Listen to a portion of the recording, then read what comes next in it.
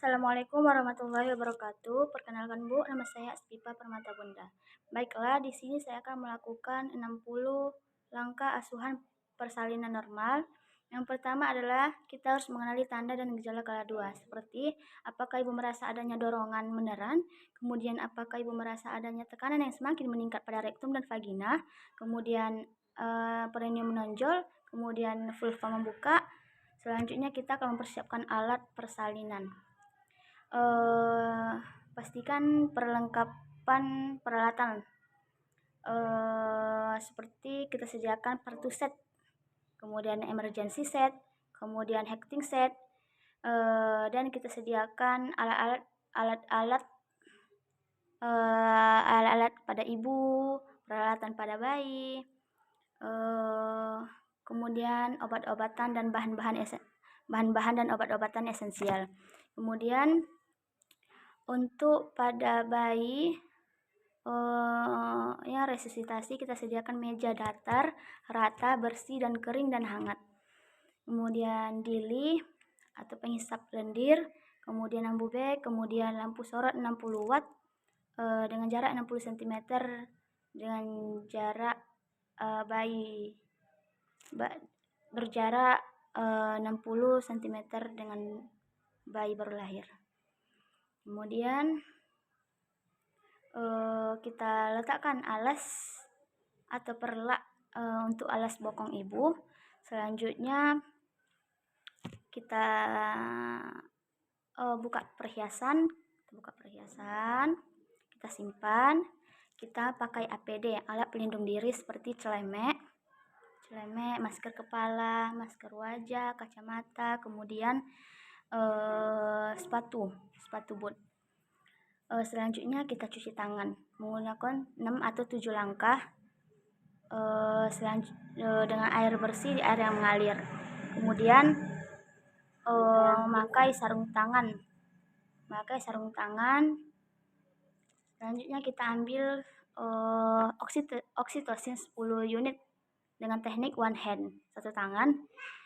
Kemudian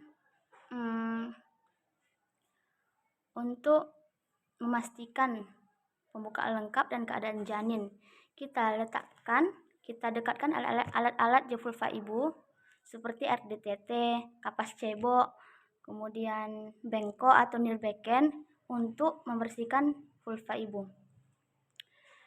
Baiklah Bu, di sini saya akan melakukan membersihkan vulva atau vagina pada ibu. Kita bersihkan labia minor, satu kapas cebok, buang. Kemudian labia mayor, kemudian bagian kiri, bagian kanan ibu kita usap labia mayor dan labia minor. Kemudian dari klitoris sampai ke perineum, ke vulva ibu.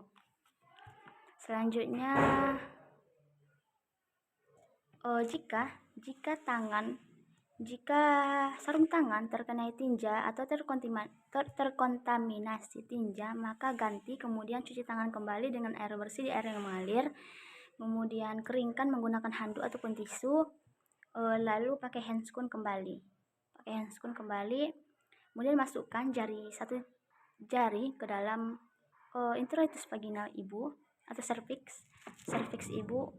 Jari tangan masuk, satu tangan untuk memastikan ketuban utuh, kemudian disusul dengan jari telunjuk masuk secara perlahan-lahan untuk memastikan pembukaan lengkap ke kanan, ke kiri, kemudian lalu putar. Dekatkan koher untuk memecahkan ketuban untuk melakukan amniotomi. Masukkan perlahan-lahan mengikuti jari telunjuk, perlahan-lahan dengan tipis-tipis. Kemudian lakukan amniotomi. Kemudian buka perlahan-lahan, letakkan di nirbecken. Kemudian lepas sarung tangan, letakkan di nirbecken. Kemudian bereskan alat-alat. Selanjutnya cuci tangan kembali dengan air bersih di air yang mengalir. Kemudian keringkan menggunakan handuk ataupun tisu. Selanjutnya kita cek DJJ untuk memastikan apakah denyut jantung janin masih dalam batas normal atau tidak. Ambil stetoskop monaural, letakkan di perut ibu, bagian punggung kanan. Kita hitung menggunakan jam tangan kali satu kali per menit. Normal denyut jantung janin 120 sampai 160 kali per menit.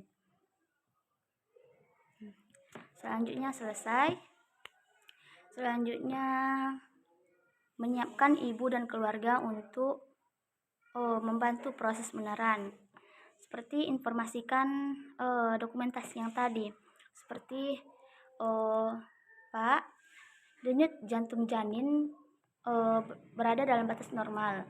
Kemudian jika ibu haus, jika ibu mau makan, tolong dikasih ya Pak.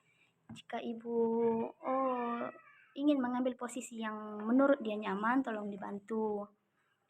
Kemudian pembukaannya juga sudah lengkap. Dan untuk ibu, jika ibu merasakan adanya kontraksi, boleh meneran ya Bu, seperti BAB. Ibu juga boleh berjalan-jalan ataupun jongkok supaya kepala bayinya cepat turun ya Bu.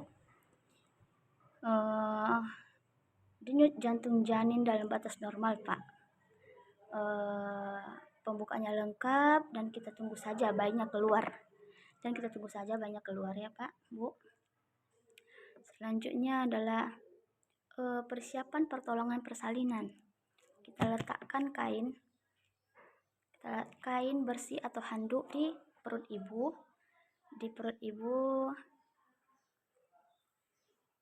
Kemudian kita dekatkan alat-alat yang memungkinkan membantu untuk persalinan seperti partuset, nirbeken. Kita dekatkan. Kemudian kita bantu ibu untuk meneran yang baik dan efektif. Ayo Bu, ayo Bu, lagi Bu, puji dengan pujian yang membuat ibu senang dan aman. Ayo Bu, lagi Bu. Ya Bu, bagus Bu, cantik. Ya Bu. Kemudian setelah kepala bayi telah tampak 5 sampai 6 cm, letakkan satu tangan berada di atas simpisis.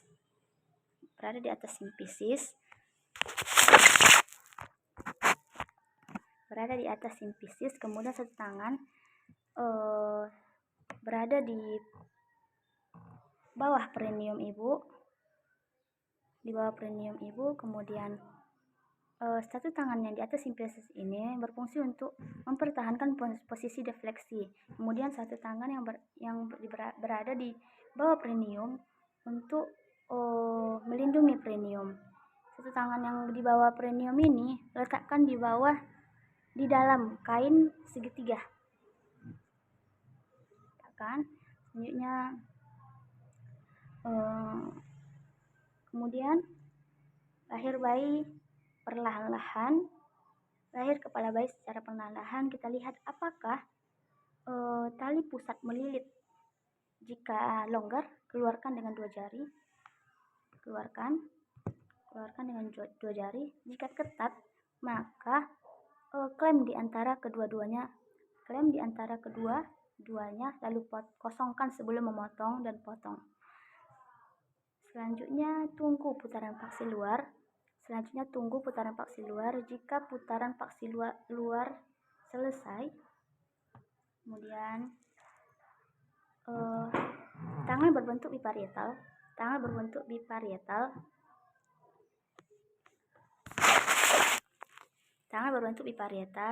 Lahir bayi secara perlahan-lahan. Untuk melahirkan, gerakan perlahan-lahan ke distal bawah untuk melahirkan bahu posterior.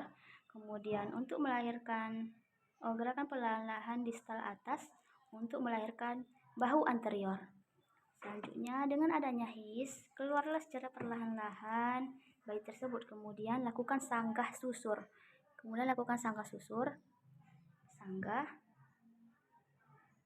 Sanggah, kemudian susuri secara perlahan-lahan. Kemudian nilai sepintas. Apakah bayi menangis kuat, apakah bayi bergerak aktif, apakah bayi bernapas dengan baik. Kemudian letakkan di atas perut ibu. Selanjutnya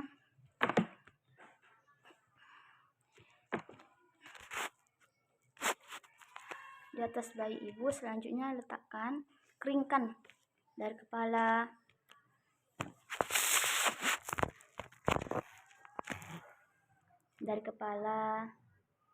wajah, badan hingga kaki kecuali tangan. Kemudian kita periksa uterus ibu untuk memastikan apakah hanya satu bayi yang akan dilahirkan atau tidak adanya gemili atau bayi ganda. Kita periksa perut ibu, tidak ada. Kemudian informasikan kepada ibu bahwa kita akan melakukan penyuntikan oksitosin. Bu, di sini saya akan melakukan penyuntikan oksitosin ya, Bu. Penyuntikan oksitosin 10 unit di paha lateral sepertiga distal paha ibu. Lalu lakukan penyuntikan oksitosin, aspirasi, kemudian suntik, mulai letakkan kembali ke tempatnya. Selanjutnya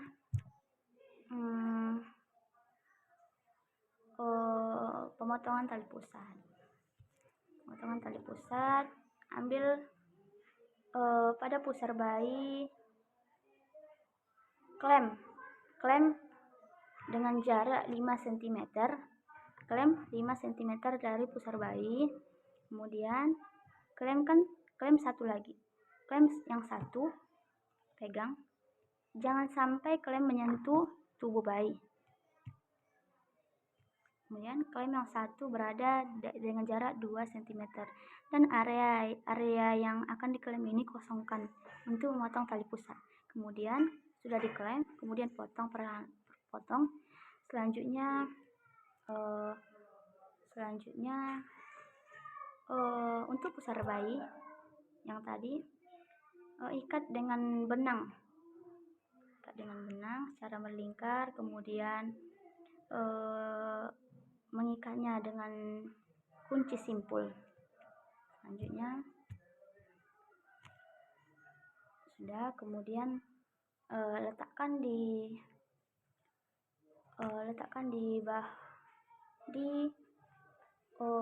dada ibu, di bawah puting ibu.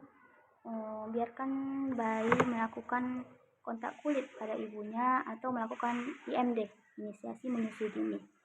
Selanjutnya kita kembali ke pusar ibu. Klem yang tadi buka, kemudian dekatkan sampai berjarak 5 cm dari vulva ibu. Kemudian klem kembali. Selanjutnya kita akan mengeluarkan plasenta. Pegang klem yang berada dekat vulva ibu dengan jarak 5 cm tadi. Pegang, kemudian satu tangan berada di fundus, berada di simfisis dengan cara dorsal kranial untuk mencegah terjadinya inversi uteri atau terbaliknya uterus. Kemudian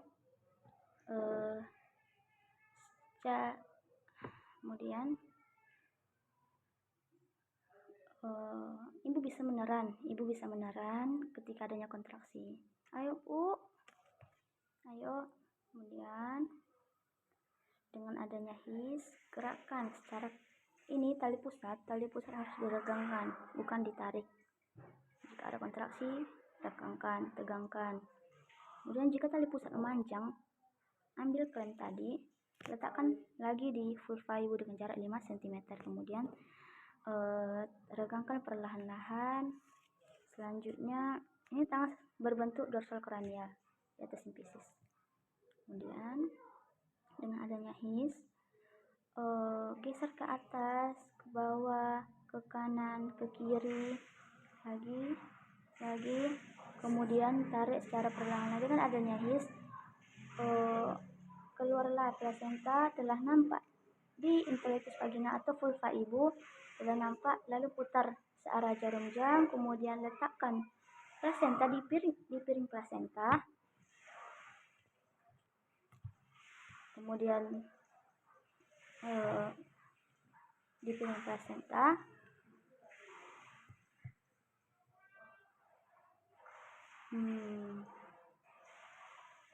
kemudian kita lakukan rangsangan taktil, dan kita usap secara berlingkar fundus ibu atau uterus ibu supaya tetap berkontraksi. Jika tidak berkontraksi, maka lakukan KBI dan KBE. Selanjutnya kita nilai perdarahan. Untuk kontraksi tadi kita pastikan berkontraksi dengan baik. Kita lihat perdarahan, kita cek plasenta apakah kotiledon lengkap dengan normal 16-20.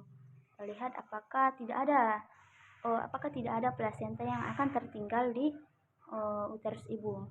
Selanjutnya kita lihat apakah terdapat laserasi perineum. Kita lihat jika terjadi robekan, maka dijahit. Selanjutnya kita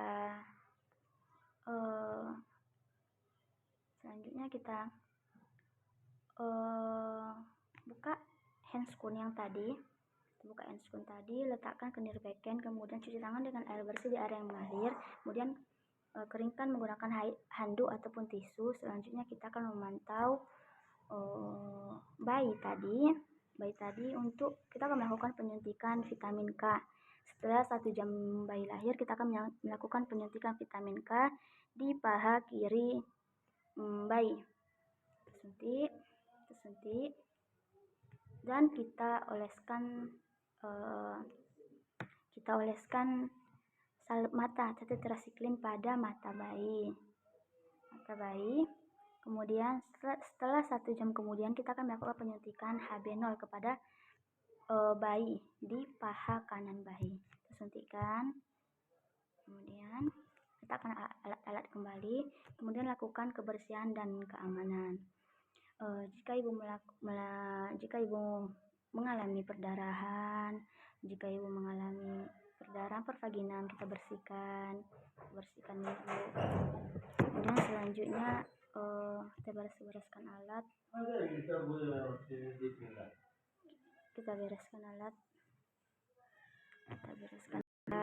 Letakkan semua peralatan, cuci ke air DTT ataupun air bersih tadi. Letakkan semua alat. Ada 3 tong sampah. Yang pertama adalah warna hitam untuk kain kotor, yang kedua warna merah untuk sampah kering, yang kedua adalah warna kuning untuk spuit atau benda-benda tajam, atau spuit atau nail. Kemudian kita bersihkan alat-alat, kita bersihkan. Selanjutnya kita cuci tangan. Buka handscoon, kita cuci tangan di air mengalir, di air bersih. Kemudian keringkan menggunakan handuk ataupun tisu. Baiklah, sekian